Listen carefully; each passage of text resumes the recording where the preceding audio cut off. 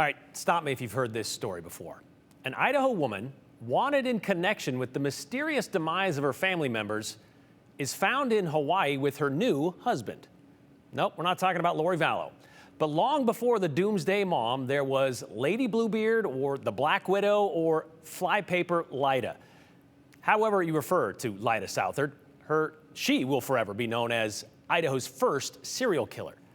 A fitting story of familial murder on the eve of All Hallows Eve. Grave markers are meant to pass along certain information of those who have passed. Sure, names and dates, but sometimes there are hints as to who they were. However, there's one flat stone in the southern section of Twin Falls Sunset Memorial Park that offers few clues on the life of Anna E. Shaw.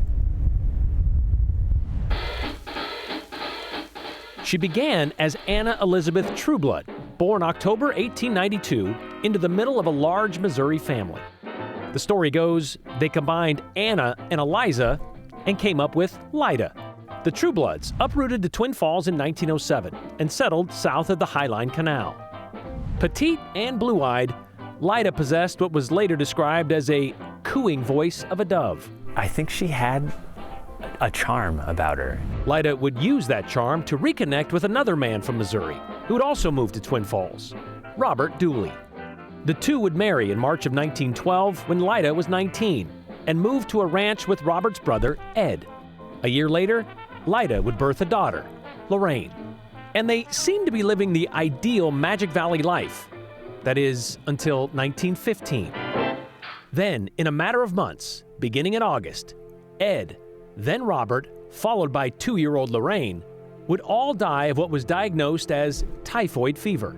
And other than the $4,500 of life insurance from Ed and Robert, Lyda was left alone.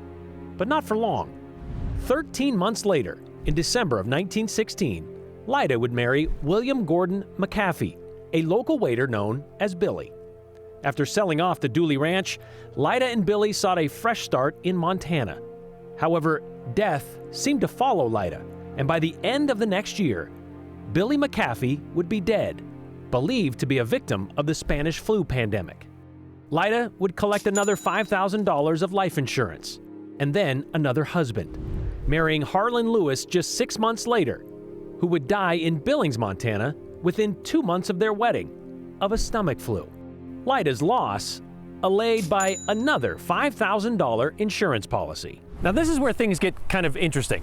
After Billy McAfee died in Montana, Lyda had his body brought back to Twin Falls to be buried in the Trueblood family plot, right next to her 2-year-old daughter Lorraine from her first marriage.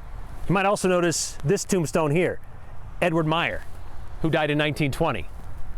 And if you're sensing a sort of connection here, you're not the only one. You see, Lyda would move back to Twin Falls and find work in a downtown cafe. There, she met ranch foreman Edward Meyer, who would become her 4th husband on August 10, 1920, spending their wedding night in Lyda's room at the Rogerson Hotel. The next day, Ed would look into a life insurance policy worth $2,500. But after a brief chat with his new bride, Ed would bump it up to $10,000 and name Lyda as beneficiary. Weeks later, Ed would become sick after eating a meal prepared by Lyda. Recovering at the hospital, Ed always seemed to take a turn for the worse, they said, after taking sips of water from his wife. Ed Meyer would die on September 7, 1920, reportedly of typhoid fever. So, if you're keeping track, that's 4 dead husbands in 8 years, with the window between wedding and widow narrowing each time. Like, people were starting to there's something going on with this Lyda, and what's going on with her husbands, you know? And what about those insurance policies?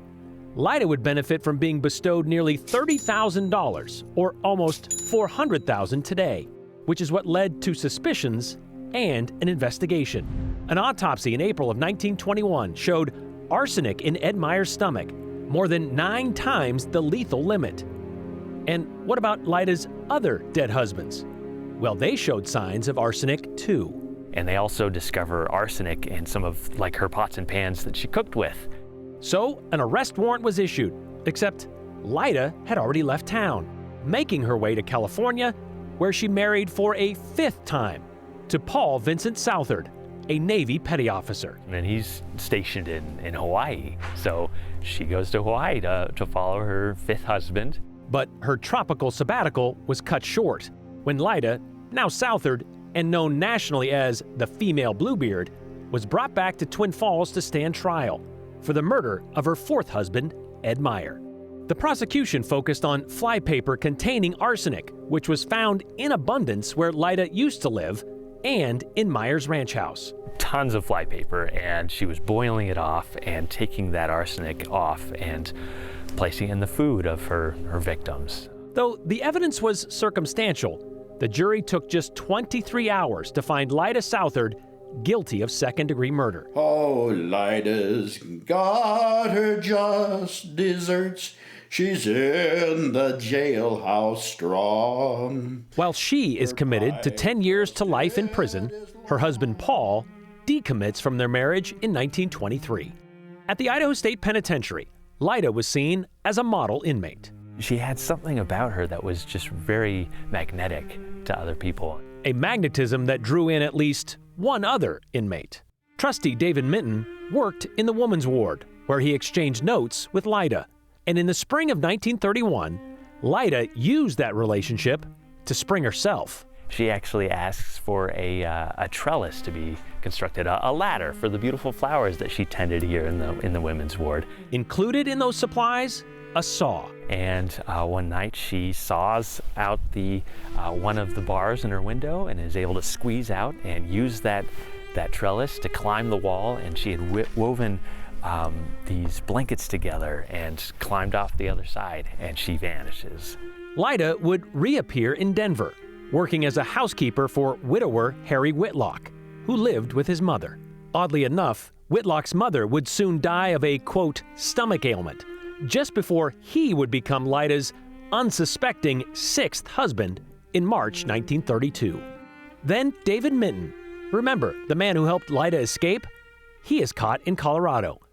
Fearing her own capture, Lyda lit out for Kansas, where she is tracked down at a Topeka post office in July after 15 months of freedom. Yeah, in 1932, she's brought back, and she ends up serving another about 9 years, and she's released on parole in 1941. Lyda is actually pardoned 2 years later, but her lethal legacy lingers. When people come to the old pen and they ask, like, you know, who are your most notorious prisoners? Lyda is right up there. Yeah, right up there at the top. Lyda would spend the rest of her life in Utah, dying of a heart attack at the age of 65, and buried far from her family in Twin Falls. As for that last name on her gravestone, well, that would be the last name of the last and 7th man she married, a wealthy bachelor from Salt Lake City, Hal Shaw. What happened to him remains a mystery. She was just a country housekeep who never thought they'd die. Nobody knows if Hal just divorced her and left, or if he died of natural causes. Still looking into that. Lyda Trueblood Dooley McAfee Lewis Meyer Southard Whitlock Shaw, that was her full name. She was buried across the street under that little-known name from her family plot, and under that little-known name, I should say, because apparently her sisters wanted to distance themselves from her. When Lyda died, it was rumored her body was also hairless, a sign of prolonged exposure to arsenic. The other rumor was contained in that song you heard in that story, Lyda Southard's Apple Pie. It was likely written during the trial in 1921, alluding to the urban legend she poisoned her husbands with arsenic-laced apple pie, but that was never proven. Lyda's trial took place at the same time as the trial of Fatty Arbuckle, and both were covered by newspapers coast to coast.